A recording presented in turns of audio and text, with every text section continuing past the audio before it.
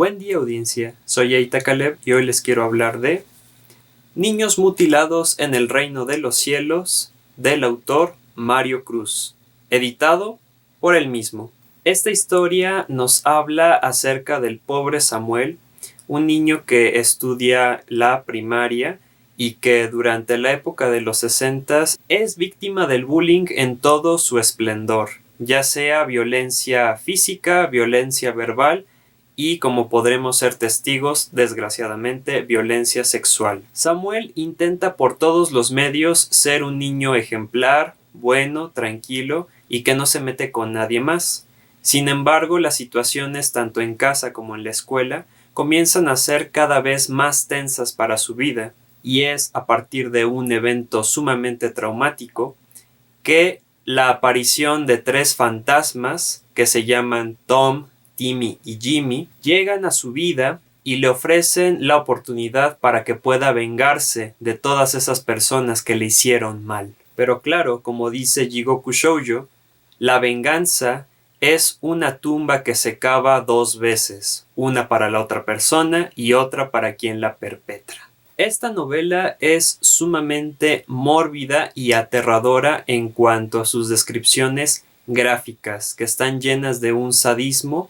que no conoce límites cuando empezamos a conocer la historia detrás de estos tres niños fantasma y cómo es que se les aparecen a las personas que más les necesitan. La mención del anime Jigoku Shoujo no es ninguna coincidencia,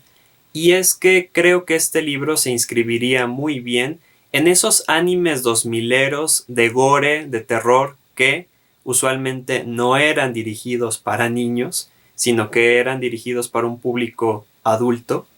y que tenían escenas sumamente sangrientas y llenas de tripas por doquier. Animes como Elfen Lied, Corpse Party, Jigoku Shoujo e incluso el propio Death Note hacen su pequeña presencia integrando diferentes elementos dentro de esta novelita que a su vez es una crítica al fanatismo y sobre todo la Iglesia Católica, que tiene diferentes presencias en varios sectores de la educación básica y que usualmente son sinónimos de colegios privados. En numerosos casos, estas instituciones han sido relacionadas con abusos sexuales cometidos hacia niños. En nuestro protagonista Samuel encontramos esa lucha interna de cómo hacer que nosotros podamos sentirnos seguros en un ambiente que es sumamente hostil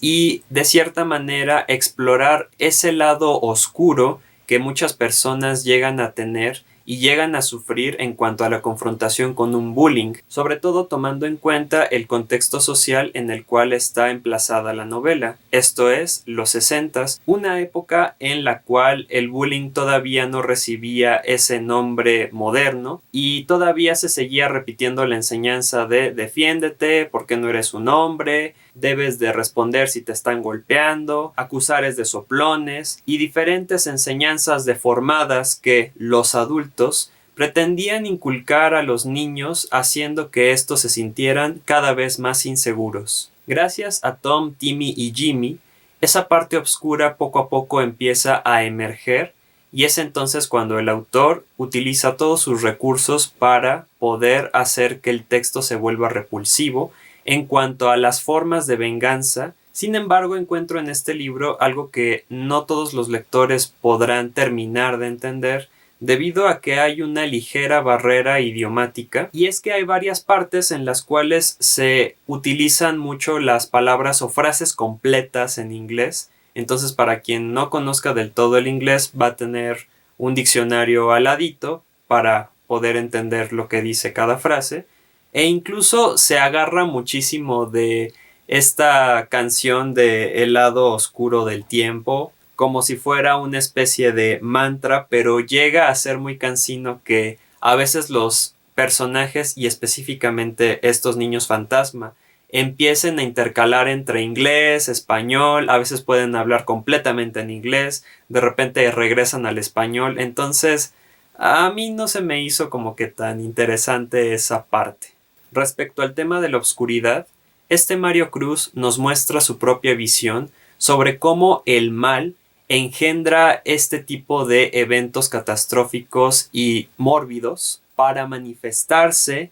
y que de cierta manera logre llegar a la Tierra y siga propagando el caos, el pecado y el mal. Es una novela sumamente fuerte, escabrosa, malvada, macabra, pervertida y que al final de cuentas logra su cometido, ya que conocemos esta historia sumamente difícil de digerir, presentada de una manera relativamente fácil de digerir. La edición de este libro la tengo autografiada por el autor e incluye un capítulo inédito que se quedó en el tintero y que de cierta medida agrega todavía más horror a las descripciones y un esbozo del destino de uno de estos niños. Sin lugar a dudas, es una propuesta bastante interesante dentro del terror mexicano, el cual es complicado de ver que sea publicado de esta manera y con semejantes salvajadas, manteniendo eso sí su crítica mordaz hacia el fanatismo y la Iglesia Católica. Quisiera leer más del autor para saber cómo concibe diferentes visiones respecto a su universo, ya que el lado oscuro del tiempo, que es una frase que se repite muchísimo en este libro, también es el título de otro de sus libros. Y sin más que decir, nos vemos en el siguiente video.